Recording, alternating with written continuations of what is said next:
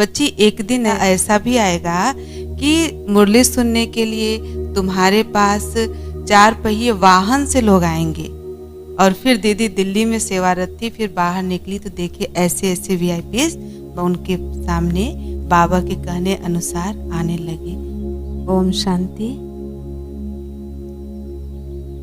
नवयुग के प्रणेता और उन्नायक, नए सृष्टि के अभ्युदय एवं अरुणोदय, हम ब्राह्मणों के संपूर्ण स्वरूप फरिश्तों के बादशाह, संपूर्ण मानव जगत के प्रति रहम की भावना, कल्याण की भावना से बेहद के वैरागी, ऐसे थे हम सब के प्यारे प्रजापिता ब्रह्मा बाबा।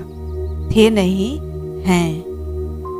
हाँ, तो बाबा तो धीरे धीरे, जैसे बाबा तो विशेषताओं से भरे हुए थे, लेकिन जैसे जैसे बाबा तपस्या की ओर आगे बढ़ते गए, वैरागी बढ़ते गए, बनते गए, तो बाबा के अंदर सिद्धि स्वरूप होने का और वरदानी मूर्त होने के गुण स्वतः ही बढ़ते गए।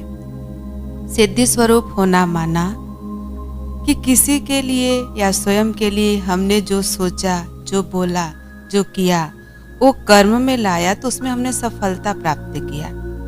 और ये जब हमारे जीवन में निरंतर होता जाता है तो हम सिद्धि स्वरूप बनते जाते। और किसी के लिए जब हम कुछ भी बोलते तो जैसे कहते हैं उसके लिए वो होना ही है। कहते हैं कि भावी जो थी वो हुई। हमारे बोल भी वही निकलेंगे जो कि ड्रामा में होना तय है। तो ऐसे हमारे बाबा थे। उस समय बाबा जैसे जैसे अपने संपूर्णता के समीप जाते गए, कारोबार को दूसरे को, अन्य को, दादियों को, बड़े भाइयों को देते और उनके अंदर गुणों को दे करके वो सेवा बाबा ने दिया।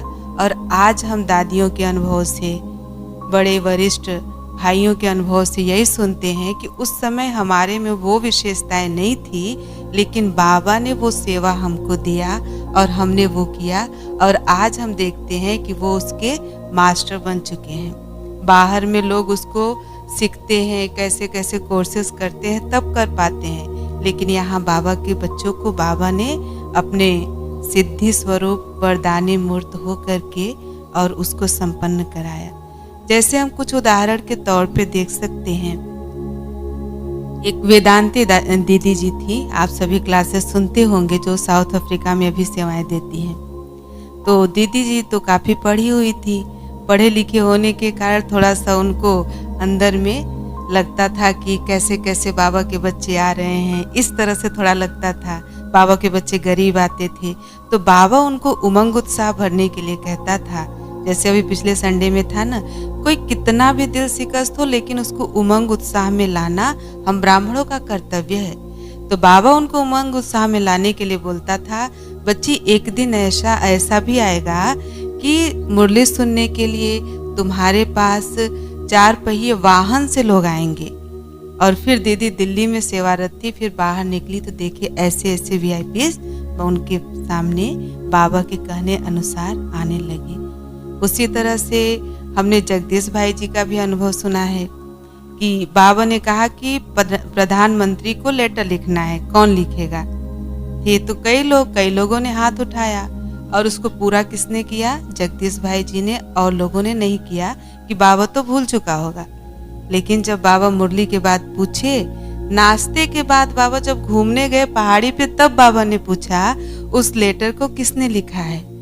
तब जगदीश भाई जी ने बोले कि बाबा मैंने लिखा। टूटी फूटी भाषा थी, उस समय उतना ज्यादा एक्सपर्ट नहीं थे, लेकिन बाबा ने उनको क्या कहा कि यज्ञ की जितने भी साहित्य लिखने हैं वो लेखन का कार्य कौन करेंगे? जगदीश भाई जी। और उनको विघ्न विनाशक, संजय, व्यास, कितने टाइटल से बाबा ने उनको भरा और वो उनके जीवन में प्रैक्टिकल में आया। और मम्मा को कहा, बच्ची इस बच्चे की बुद्धि में बैठ जाओ। आज भी जितने भी हम लिटरेचर पढ़ते हैं सब उन्हीं का लिखा हुआ है। इसी तरह से प्रकाश मणि दादी का भी हमने देखा कि जब लास्ट का समय था, शरीर छोड़ने का था, बाबा दादी के हाथों में लेकर के दृष्टि देते हुए उनके अंदर प्रशासन की कितनी अच्छी कला भरी। पहले बाबा उनको एक्सपर्ट होने के लिए दिल्ली सेवा कंद में भेजे, लेकिन जब बाबा समझ गए कि अब हम शरीर छोड़ देंगे, संपन्न बन जाएंगे, तो बाबा ने दादी को रोका मधुबन में। और प्रशासन की कला, सेवा की कला, पालना करने की कला, प्योरिटी की जो शक्ति थी, सब बाबा ने उनको हैंड ओवर किया, ट्रांसफ़र किया। कैसे? अपने सिद्धि स्वरूप और वरदानी मूर्ति की भावना से। तो बाबा आज भी हमें वो सभी दे रहे हैं, बस ज़रूरत है उनको हमें खुद के स्वरूप में ला करके और फिर प्रैक्टिकल में लाएंगे। वरदान तो बाबा अनेकानेक दिए हैं, लेकिन बाबा कहते जब उससे हम अपने जीवन में यूज़ करेंगे तो हम भी वरदानी मूर्त बन जाएंगे। और वरदानी मूर्त बनने का प्रत्यक्ष प्रमाण है कि वही शब्द निकलेंगे, वही बोल निकलेंगे जो कि होना होगा। अच्छा, ओम शांति।